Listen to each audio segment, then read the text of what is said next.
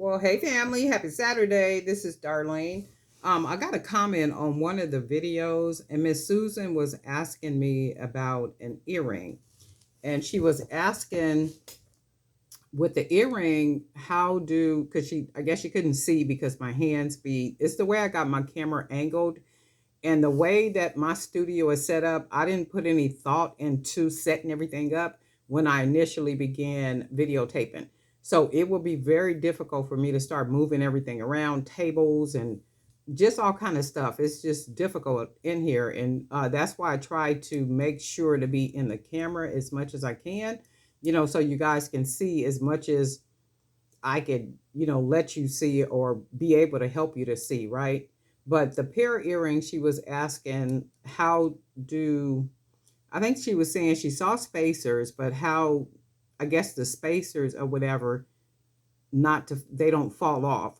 So I use 18 gauge wire. Sometimes I will use 16 gauge wire because 16 gauge wire is a little thicker.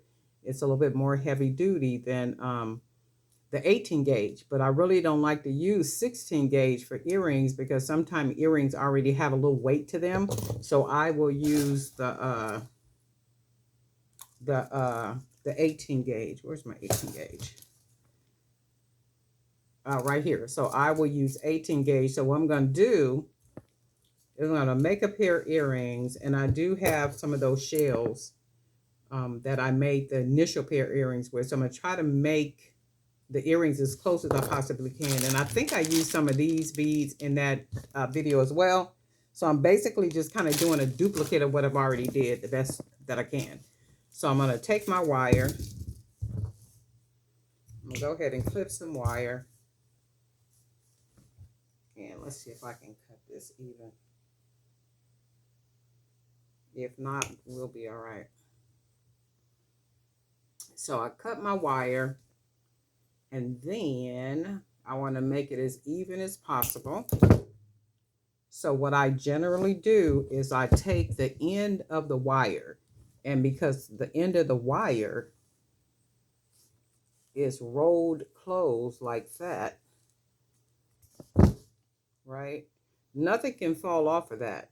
The only way something will fall past this earring right here, this little wire right here, is it has to have a really big hole. Maybe something like this. So if I put this on here, that's not going to work because that hole is too big. So with these, you can see it's not a big hole. So that's easy to put on here. And there is no room at all. There is no way that this is going to fall off unless you're just doing some real wicked stuff with this wire. But what I'm going to do to help it out even more is I'm going to put I'm going to put a small flat bead that has an even smaller hole. So I'll put that on top of the wire.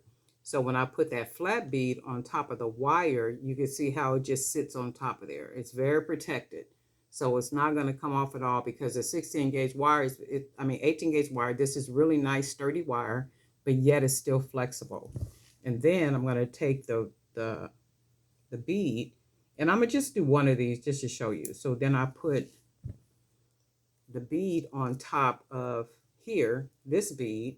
So none of this is going to fall through because the holes are small enough for the wire. So the wire is a nice size. The closing at the bottom is big enough so that the hole cannot, the beads can't go, like go through. So then I'll just put another flat bead on there like that. And then this is what we got. And I'm thinking these were the earrings that you saw, Miss Susan. So this is what this is right here. And then all I'm going to do is pinch it, fold it down like that. This is what you got. And then you take that wire and just twist it around, and it ends up like this. And you just keep twisting around, but you want to straighten. You see how the top is crooked like that? We want to go ahead and straighten that up with our pliers. And this is what it looks like.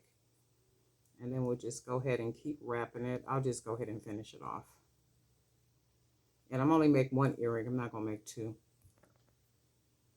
And I'm going to just cut this off because I really don't need any of this. And I'm going to just close it down right here. So I do believe the earrings, this ain't going to be perfect either. And I do believe those earrings had a dangle earring at the bottom. So if it had a dangle earring at the bottom, let's see. I got something up here. We'll use this wire that I was going to use for the second earring. So this has a bigger, you know, the same size, because I just did that. I'm going to put another bead on here. Was that what I did? Okay, then I'll put another small wood bead on here. And you can see how small that hole is. So we do that. And both of these are going to be very secure because the closing on the end of the wire is bigger than the hole. So it can't go through. So I am going to clip this.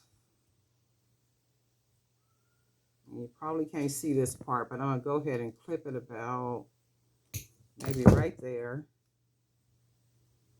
That's going to leave me about that much. And let's see, I'm going to just to show you, I'm going to just close the end like that. So the end is closed. And then what I did is I opened the bottom just enough. You can see just enough where I can put that other earring on there like that. And then all I'm going to do is close it right back on there. So that makes it very secure, right?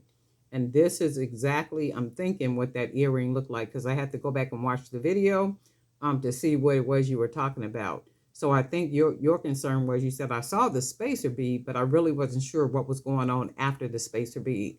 So this is the spacer bead here. And then you have to make sure that the wire is closed big enough. You got a big enough hoop down here to protect the bead from falling off.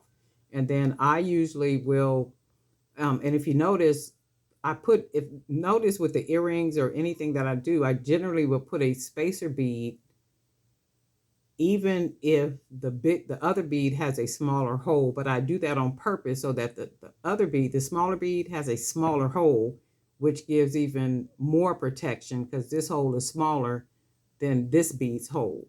So then that works for me. So for me, anything and everything that I make, I'm keeping in mind, I want it to be durable, the best that I can make it. I don't want anything falling apart. And if you look at this, so we're going to, hopefully that made sense so far. So I'm going to go ahead and take this little earring off, because this is basically just a little earring by itself, but I just went ahead and attached it. So I'm going to take this off. We're just going to take that one off because we don't even need it. And then I'll show you. So if I open this back up, right? So that's that. And if I take this one off, you can see the hole. And then you can also see the hole here, which is a small hole. So I can close that, the bottom part, you know, so that the bead will sit on top of it. But for me, it's always an extra layer of security. So I don't feel comfortable just making this like this, even though I made the hoop big enough at the bottom for the bead to sit on top of. To me, it just don't feel comfortable for me to do that. So I would generally put a spacer bead just for extra security, and I try to make sure the spacer bead has an even smaller hole. And then